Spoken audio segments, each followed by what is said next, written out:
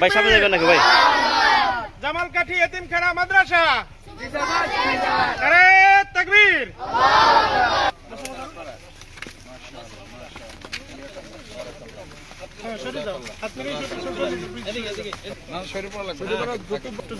এখানে কোরআন পড়েন? আল্লাহ কোরআন পড়ার লোকদের দোয়া কবুল হয়। আপনারা দোয়া করবেন আমাদের জন্য। হ্যাঁ, আল্লাহ আপনাদের কবুল করুন।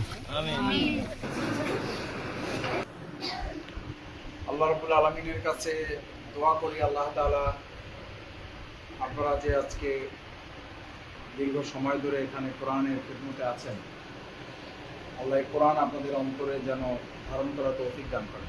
আমিন। আমাদের মতো গুনাহগার থেকে যেন আল্লাহ তাআলা আপনাদের সাথে আমাদেরকেও কবুল করেন। আমিন। কোরআনের মর্যাদা সম্মান এত বেশি, মুহাম্মদুর রাসূলুল্লাহ সাল্লাল্লাহু আলাইহি ওয়াসাল্লাম এই কোরআনকে উসিলা করে দোয়া করেছেন, আল্লাহুম্মা আনতা জাআলাল কুরআনা রাবিআ কলবি। আল্লাহ, এই কোরআনের মাধ্যমে আমার অন্তরে আপনি বসন্ত দান করেন। সুবহানাল্লাহ। বসন্ত মানে হলো আনন্দ, বসন্ত মানে হলো প্রশান্তি। আল্লাহুম্মা আনতা জাআলাল কুরআনা রাবিআ কলবি ওয়া নূরা সাদরি। এই কোরআনকে আল্লাহ আপনি আমার বক্ষের জ্যোতি বানায় দেন। সুবহানাল্লাহ। এই জ্যোতি মানে খালি লাইট নাই, জ্যোতি মানে হলো সমস্ত ফিতনা, সমস্ত মুসিবত, দুঃখ, কষ্ট, তো মুসিবত থেকে উত্তরণের জন্য এই কোরআনকে মুহাম্মদুর রাসূলুল্লাহ সাল্লাল্লাহু আলাইহি ওয়াসাল্লাম এই কোরআনকে সামনে নিয়ে দোয়া করেছেন, অনুরা সদরি ওয়া জালা হুজনি। এই কোরআনকে আল্লাহ আপনি আমার পেরেশানি, টেনশন, দুশ্চিন্তা দূর করার মাধ্যম করে দেন। সুবহানাল্লাহ। ওয়া জাহাবা হাম্মি।